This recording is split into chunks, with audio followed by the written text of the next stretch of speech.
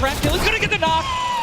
Unbelievable, incredible place. Bad Sniper goes down, and now he's continuing to branch out. When you guys are in fights like this, you always want to do exactly what he's doing right now, which is branch out, continue to build these little 1x1s with pyramids, try to confuse your opponents of where you actually are healing up. Skeptic just 8 builds left. They're trying to stay alive right now. They do have the number advantage. Clips has time to pop 1 mini, and it looks like they're going to go for it right now. They made the conscious decision to try to build out, but no.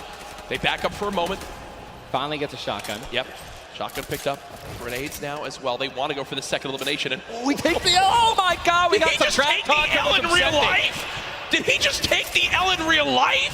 Homie, this is land. This dude's going to come over. No, I'm just kidding. 40? But the stinks come on in. Stinks coming in, 22 health left, Campfire down. He has. Oh, and look who's here. Third party. Hello. Look who's here. NA puts up the take the L, and EU says, no, no, no. This is the World Cup, baby. I'm going to show which continent is best. Mitro and Mongrel, full HP, and they storm roll through. Dual links for Mitro, still right there. Down low. Wow, incredible. Let's look at that kit. Gold Scar, Gold Combat, Heavy Shotgun, or I'm sorry, Heavy Sniper Rifle for taking opponents' walls. Look at, they're just healing and bum rushing, and that's going to be it. And there's no shot right there. Skeptic, you saw, hey, putting on a show. I love it. The man does YouTube for a reason. But then also a fantastic player. I think speaks a little bit too soon. Aiden now on your screen. Does knock one. Hasn't finished the elimination yet, so still will gain 50 HP if he can get the full. There it is.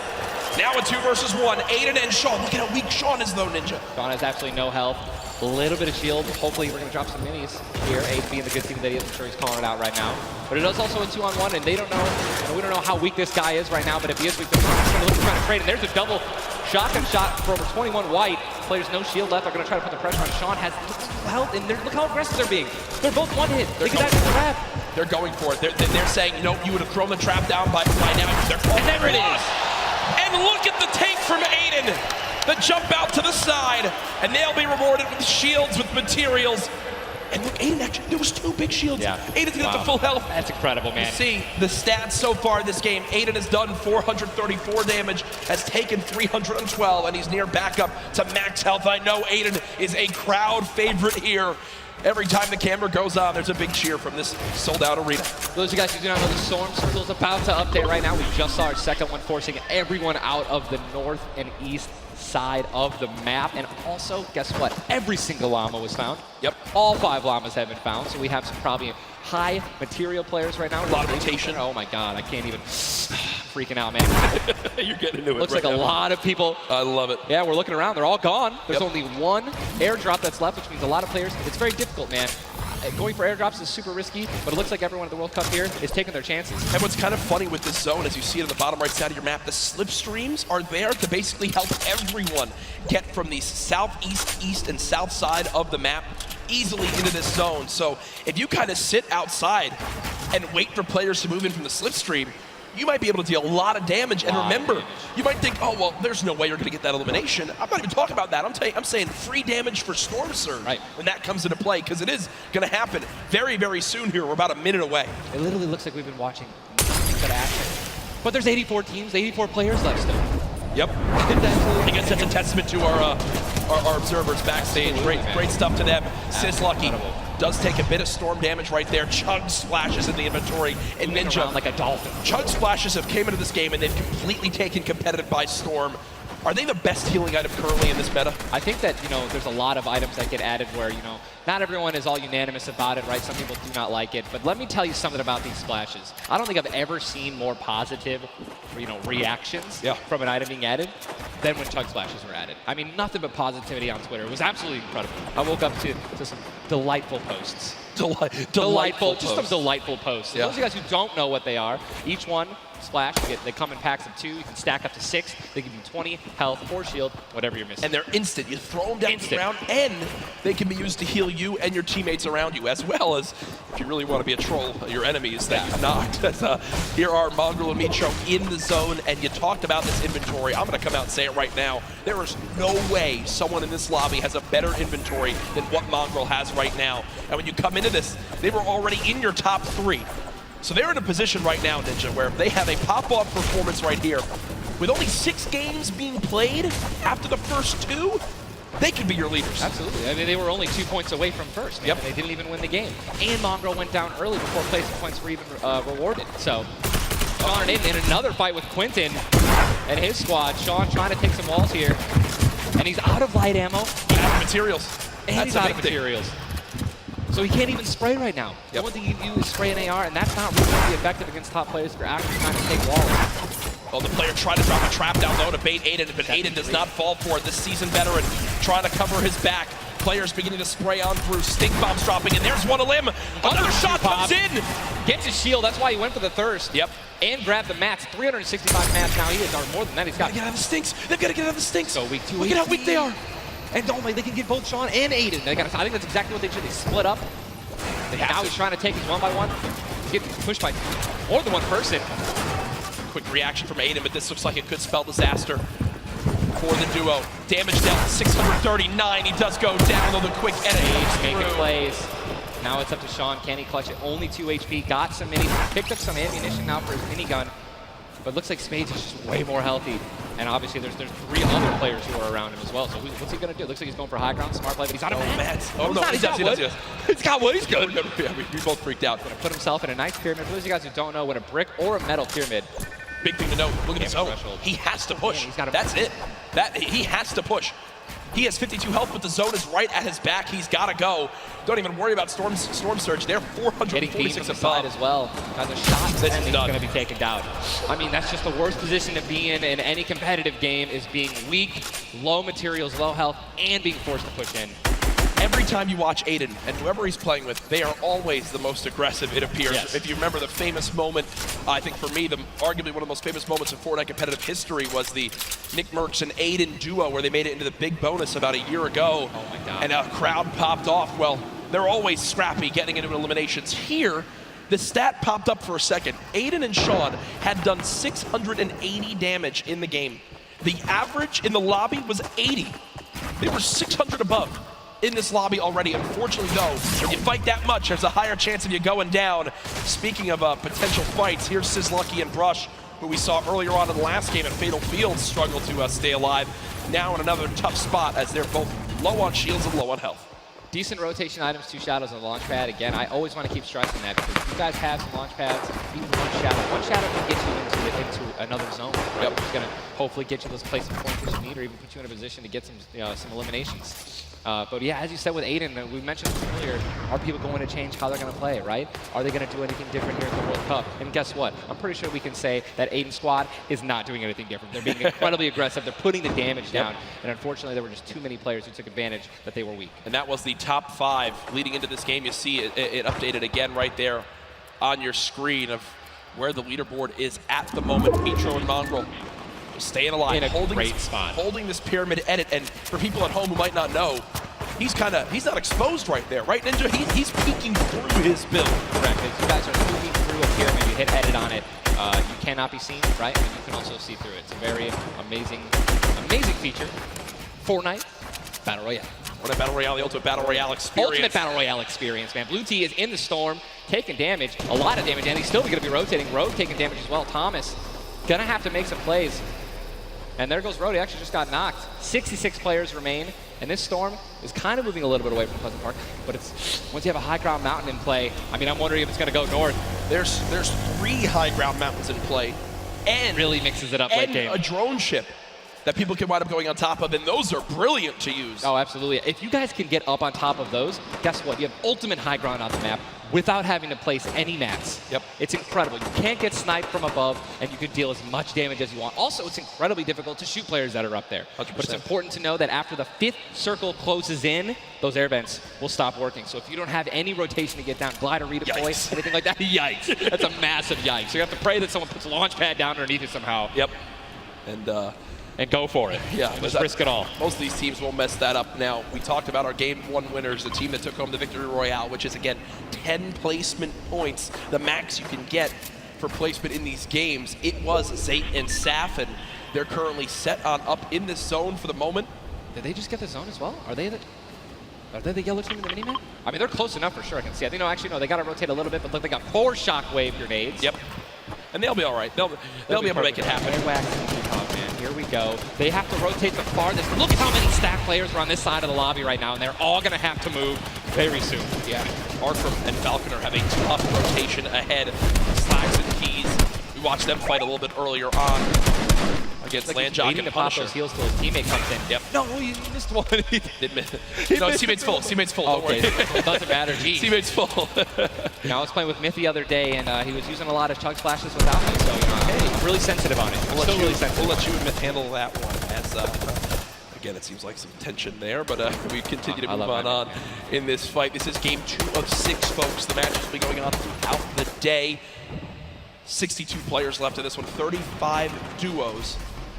And you see Arkham and Falconer. It looks like they did a duo shockwave to try to fly across the map together. Good teamwork. As the frantic rotation begins to move on in, more Storm Surge will soon begin to come into play as well. Jack, I have a question for you, man. Yes. Once these circles start closing in so small, what do you think is the play? To rotate in right away once it's revealed if you're far out, or to wait and be the last team? For me, it completely comes down to what you have left, what you have in your inventory, where you are at in the leaderboards as well. If I'm in a position where I know I need to make some ground up on the leaderboards, I want to rotate early and try to begin to spray back on the opponents to get some free eliminations. Yes. If you get the zone on you, you begin to just build on up and get that height so you can spray on down as well. In this one, though, again, all comes down to rotation. If you have nothing to rotate with and you're far away, I think you play late and hope someone else drops a launch pad near you and use that community pad to your advantage. Yeah, and we're looking over here at Ewing, 3 eliminations, sitting here with some very good materials, and definitely a very delicious loadout. Anyone with a heavy sniper and a blue SMG in a combat. And remember, he started the game in Snobby Shores with that clutch when KBB did go down, so they're still in this one He because still of the has clutch that beautiful blue combat where he clutched it with, man. Yes, he does, and all the materials you could ever ask for it. Nearly 100 builds in this one. You see they're marking right now. I think they have a double heavy sniper combo. They're either marking double heavy or they're saying, focus this, the zone's closing there. We're going to find out soon enough. And it literally looks like he's marking exactly. He's trying to look and see. Yep. Oh, they do a double heavy sniper. And Ninja called it. The man knows. They see one. And no! You guys saw the pyramid. It's exactly what Jack talked about earlier. You need 2 walls, 2 layers protecting you from one of those walls so that double sniper will not take you down. But they've got the tools, the key to open all doors, as I put it. And this zone, Ninja, it just moved over a mountain, man. It just moved onto the side of the mountain, so high ground will be in play. But at the same time, Ninja, half of the low ground still in play, so it's not as bad a position for the low ground players. Here's a look at Mongrel and Mitro. Remember, Mongrel did go down early on in the last game. He's got to back on up because he's burning through materials very, very quickly.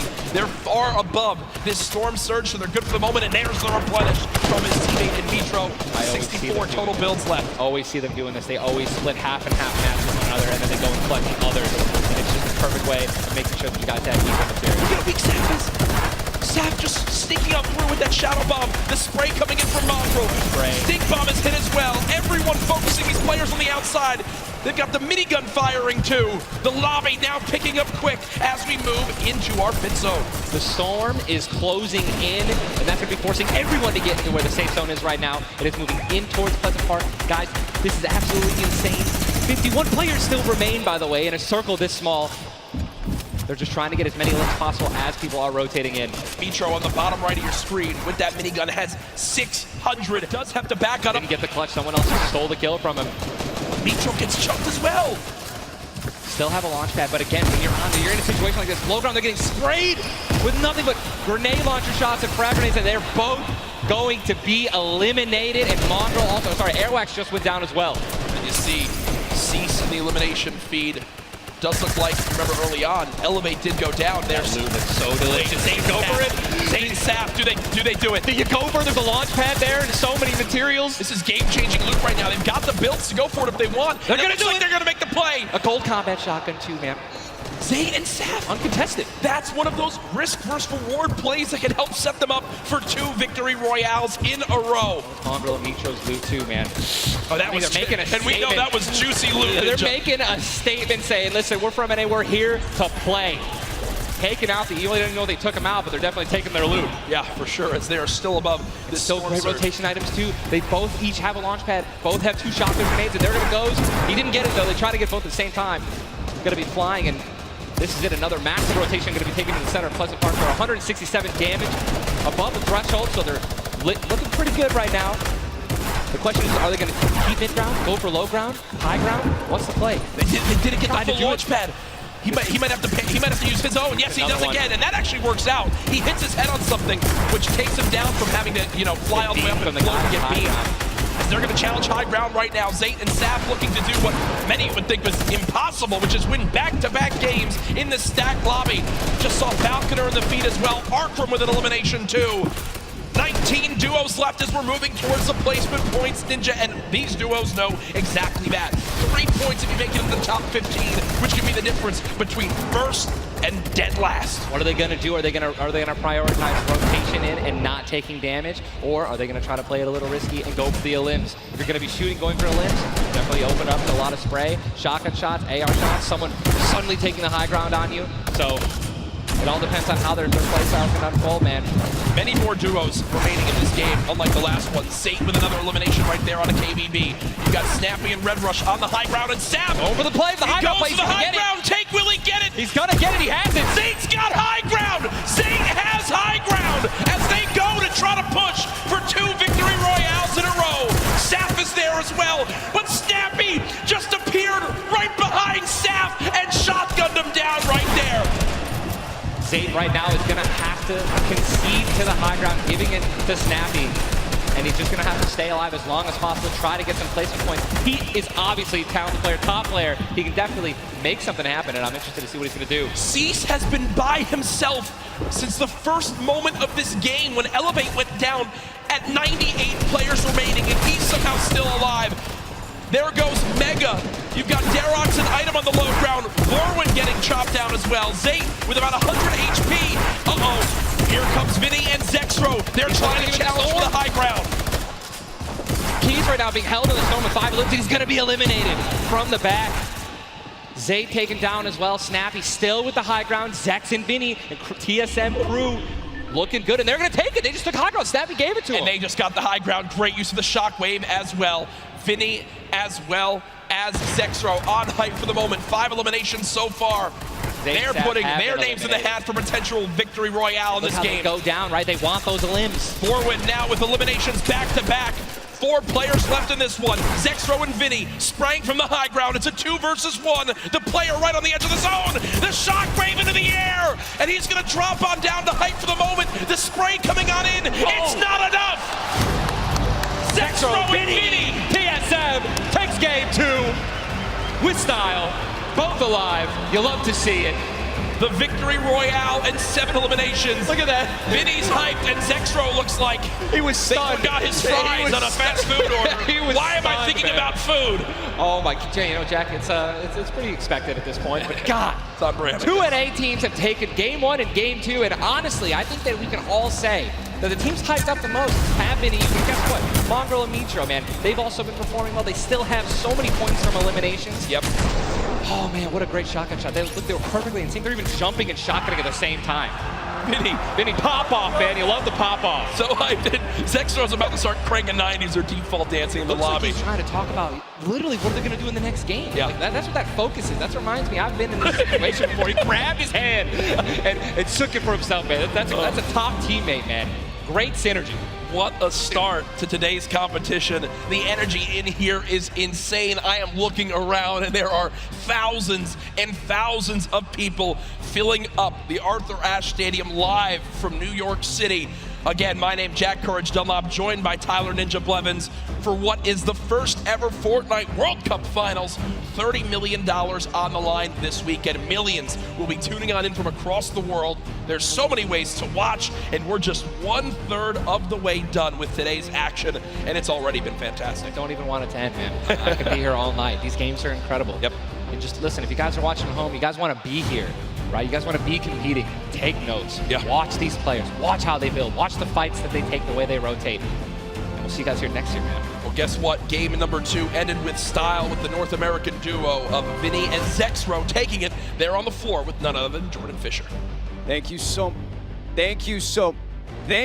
much, Courage. I appreciate that. NA showing up and taking care of business. Games 1 and 2. Vinny and Zexro with a fantastic I can never ever find the right words, and there's no way this is real life. There's no telling you're the right girl, so I can only say that it feels right. It feels right, it feels right.